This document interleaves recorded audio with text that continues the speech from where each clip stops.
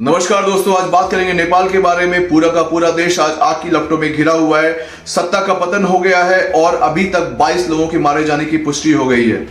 Gen Zs ये एक ऐसी जनरेशन है जिसके बारे में कहा जाता है ये कुछ भी नहीं करेगी और सबसे ज्यादा मीम्स और जोक्स बनाए जाते हैं इनके ऊपर। लेकिन आप इस बात को मानेंगे कि इन्होंने एक ऐसी चिंगारी लगाई नेपाल के अंदर कि उन्होंने वहां की सत्ता को पलट के रख दिया। वहां के प्रधानमंत्री को अपना देश छोड़ के भागना पड़ा और बहुत सारे मिनिस्टर्स की उन्होंने गलियों में पिटाई की है, उनके साथ बदसलूकी की है और पूर्व प्रधानमंत्री के घर में आग लगाई जिससे कि वहां की उनकी पत्नी की जलकर मृत्यु हो गई। क्या ये सिर्फ जेनजी का काम है या फिर इसके पीछे और भी कुछ थ्योरीज हैं? मुझे लगता है ये एक प्याज की तरह है, इसके जितने भी आप परत निकालोगे ना उतने थ्योरीज निकलेंगे। तो इस वीडियो में मैं उन सब परतों को कवर करने की कोशिश करूंगा। सबसे पहले बात करते हैं कि आखिर ये स्पार्क क्यों आया।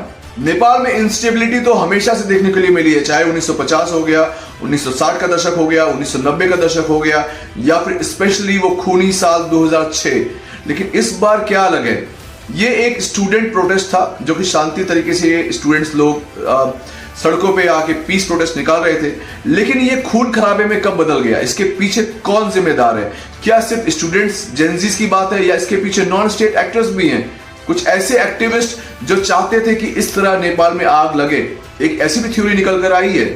तो बात करते हैं कि सबसे पहले जेनजीज ऐसे क्यों भड़के, आखिर उनको ऐसी कौन सी बात बुरी लगी। इसमें 3 बड़े फैक्टर्स हैं। जो सबसे बड़ा फैक्टर है जिसने जेनजीज को गुस्सा दिलाया, वो स्पार्क निकल के बाहर आया, वो है सोशल मीडिया को बैन करना। टोटल 26 सोशल मीडिया कंपनीज को नेपाल की सरकार ने बैन कर दिया, जिसमें यूट्यूब भी आता है, फेसबुक भी आता है, इंस्टाग्राम आता है और स्नैपचैट भी आता है। ऐसे कई सारे साइट्स हैं, इन सबको बैन कर दिया तो उनका गुस्सा भड़क गया। दूसरा है बेरोजगारी, अनएम्प्लॉयमेंट। 22% अनएम्प्लॉयमेंट है नेपाल में। वहां पर हर 5 में से 1 इंसान अनएम्प्लॉयड है। वहां की कहानी कुछ ऐसे समझिए कि आज रशिया और यूक्रेन के बीच जो वॉर हो रहा है, वहां पे नेपाल से हर महीने 15,000 लोग रशिया की तरफ से लड़ने के लिए जा रहे हैं, या यूं कहें कि रशिया की तरफ से मरने के लिए जा रहे हैं। कुछ पैसों के लिए वो लोग वहां पे मर रहे हैं क्योंकि उनके अपने देश में बेरोजगारी है। तीसरा फैक्टर है अमीर बच्चे और गरीब बच्चे। नेपाल में इनके बीच की जो दूरी है वो इतनी ज्यादा है कि वो कम नहीं होने वाली है। तो आपने सुना होगा nepo kids, nepo kids, nepo kids. ये भी एक रीजन रहा है नेपाल में स्पार्क लगाने के लिए। तो क्या होता है नेपो किड्स? कौन होते हैं नेपो किड्स? वो बच्चे जो सिल्वर स्पून के साथ पैदा होते हैं, बड़े पॉलिटिशियंस के घर से आते हैं, एक्टर्स के घर से आते हैं, क्रिकेटर्स के घर से आते हैं, स्पोर्ट्समैन के घर से आते हैं, पॉलिटिशियन के घर से आते हैं, जिनको बिना किसी श्रम के सब कुछ मिल जाता है, उनको कुछ करने की जरूरत नहीं है। लेकिन एक तरफ वो बच्चे हैं जो बेरोजगार हैं, जो गरीब हैं, जिनको 2 वक्त की रोटी भी नसीब नहीं होती है। तो आप सोचिए, जिस देश में इतनी बड़ी खाई होगी लोगों के बीच में, तो इस तरह की चीजें तो लाजमी है। सोच के देखिए कि जब गरीब लोगों की कॉफिन्स, गरीब लोगों की ना लाशें आती हैं रशिया से नेपाल में हर महीने, क्यों? बेचारे उनके पास यहाँ पे जॉब नहीं है और बेरोजगारी है और गरीब हैं वो लोग, इसीलिए मरने के लिए रशिया और यूक्रेन के वॉर में जा रहे हैं। दूसरी तरफ वो नेपो किड्स हैं जो फॉरेन कंट्रीज में जाते हैं घूमने के लिए, क्योंकि वो प्रिविलेज्ड हैं। वो इटली जाते हैं, वो स्पेन जाते हैं, वो स्विट्जरलैंड जाते हैं, वो अमेरिका जाते हैं, कनाडा जाते हैं, यूके जाते हैं, ऑस्ट्रेलिया, न्यूजीलैंड, जापान, सब जगह जाते हैं और वहां से वो ऐसी ऐसी चीजें लेकर आते हैं जो कि सोशल मीडिया में फ्लॉन्ट करते हैं। वो बड़ी सी बड़ी गाड़ी हो गई, आपको महंगे से महंगे कपड़े हो गए, जूते हो गए, घड़ियां हो गई, परफ्यूम्स हो गए और भी महंगी चीजें, और वो आके सोशल मीडिया में फ्लॉन्ट करते हैं, दूसरों को जलाते हैं, दूसरों को दिखाते हैं। तो एक समाज में अगर ऐसे लोग रहेंगे जहां एक को 2 वक्त की खाने की रोटी नहीं मिल रही है और एक को इतनी महंगी महंगी चीजें मिल रही हैं, तो आपको लगता है वहां पे ये सब चीजें नहीं आएंगी? ये आग नहीं जलेगा? ये स्पार्क नहीं लगेगा? वहां तो ये सब चीज होना ही है। इन सब चीजों के कारण ही जेनजीज ने अपना ये आंदोलन शुरू किया, प्रोटेस्ट शुरू किया।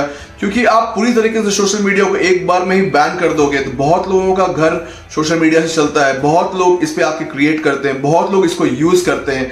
तो इसका एक पूरा का पूरा गुस्सा सरकार के ऊपर फूट गया।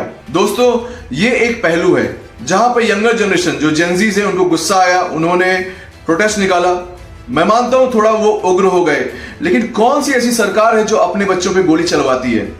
वहां की सरकार ने पुलिस वालों को खुली छूट दी कि अगर ये लोग कंट्रोल नहीं होते तो इनको गोली मार दो।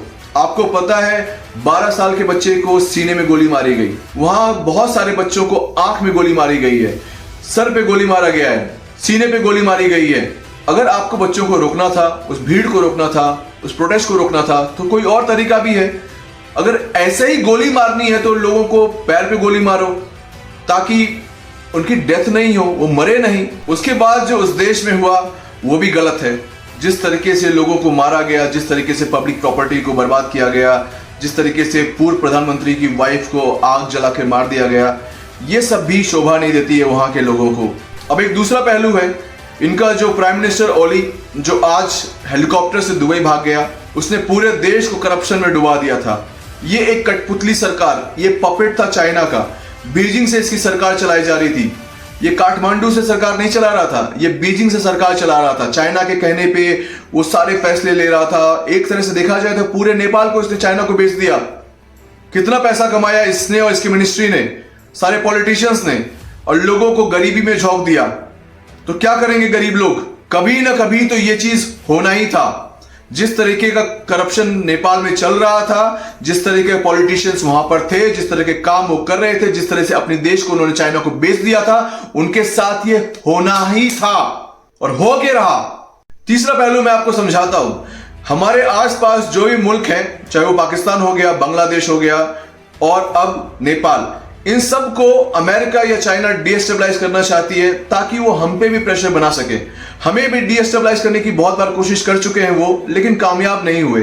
अगर आपको याद होगा, जब इमरान खान की सरकार थी पाकिस्तान में, उस समय अमेरिका ने पाकिस्तान से कहा था कि आप मुझे ड्रोन के लिए एयर स्पेस दो, और उस समय इमरान खान ने नो बोला था, नहीं हम आपको नहीं देंगे।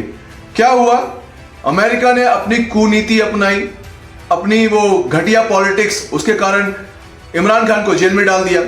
आज वो एक कठपुतली सरकार चला रहे हैं। ये शरीफ का, कौन सा शरीफ है वो, शहबाज शरीफ, उसकी सरकार चला रहे हैं। बांग्लादेश में भी उन्होंने वही किया। आपको याद होगा शेख हसीना को उसने बोला था कि मुझे बे ऑफ बंगाल में वो पोर्ट चाहिए, लेकिन शेख हसीना ने वहां देने से मना कर दिया था, चिटगांव के पास। बोला तो मैं नहीं दूंगी, चाहे जो हो जाए, मैं इस एरिया में आपको किसी भी तरह का नेवल बेस बनाने के लिए वो पोर्ट नहीं दूंगी। क्या हुआ? तख्ता पलट करवा दिया उन्होंने। अमेरिका ने बांग्लादेश में शेख हसीना का तख्ता पलट करवा दिया और शेख हसीना को वहां से भागना पड़ा। आज वहां पे देख लीजिए, एक पिट्ठू सरकार, एक पपिट सरकार है अमेरिकन बांग्लादेश में। तीसरा, अब बारी आई नेपाल की। नेपाल तो पहले से ही एक पपिट देश था चाइना का। जो ओली उसकी गवर्नमेंट थी, वो जो प्राइम मिनिस्टर था, वो करप्शन में डूबा हुआ था सर से पैर तक। वो सारा का सारा चाइना से पैसा लेता था और वहां की हुकूमत चलाता था। अब एक ऐसा टाइम आया जब अभी जो एससीओ समिट हुआ था चाइना में, जब इंडिया ने अपना पावर दिखाया, तो अमेरिका ने कहा कि अगर मुझे इंडिया को डीस्टेबलाइज करना है तो मुझे नेपाल में भी अपने हाथ पैर मारने पड़ेंगे और नेपाल को अपने अंडर लाना पड़ेगा। अगर मैं नेपाल को अपने अंडर लेके आया तो चाइना से भी मैं निपट सकता हूं और इंडिया से भी निपट सकता हूं। तो अभी जियोपॉलिटिकल में ये सब सिचुएशन चल रहा है। तो मुझे लगता है कि चलो, जो भी स्पार्क हुआ था ये जेनजीज का, उन्होंने जो प्रोटेस्ट निकाला, लेकिन इतना बड़ा ये जो आंदोलन हुआ है, इतना जो आग लगाया गया है, पब्लिक प्रॉपर्टी को बर्बाद किया गया है, पूरी सरकार के लोगों को मारा गया है, पॉलिटिशियंस को मारा गया है, उनके घर को आग जला दिया गया है, ये कोई बच्चे नहीं कर सकते हैं, ये कोई स्टूडेंट्स नहीं कर सकते हैं। इनके पीछे कोई ना कोई नॉन स्टेट एक्टर्स है, एक्टिविस्ट है, उनके पीछे पैसा लगाया है, बाहर के कंट्रीज ने पैसा लगाया है, और इसमें अमेरिका का हाथ दिखता है मुझे।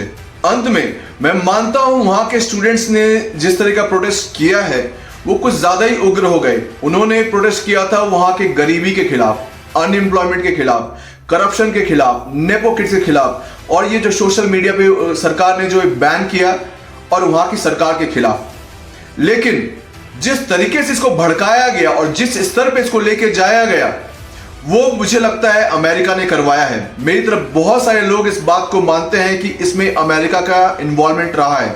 वो चाहते हैं कि नेपाल से चाइनीज पपेट, चाइनीज की कठपुतली सरकार को उखाड़ के फेंक दें और अपनी सरकार को वहां बिठाएं। वो उनका पपेट होगा, वो उनके हिसाब से काटेगा, भौंकेगा, बोलेगा, सारे डिसीजन वो उनके हिसाब से लेगा। ऐसा करने से वो चाइना को भी न्यूट्रलाइज कर सकता है और हमारी कंट्री को भी डिस्टेबलाइज करने की कोशिश करेगा। जिस तरह का अभी ग्लोबल सिचुएशन चल रहा है, अमेरिका हमसे दुश्मनी निकालने के लिए कुछ भी कर सकता है। तो अभी देखा जाए तो बांग्लादेश, पाकिस्तान और अब नेपाल, ये हमें हर तरह से घेरने की कोशिश कर रहा है। कितना सफल होगा वो आने वाला वक्त बताएगा।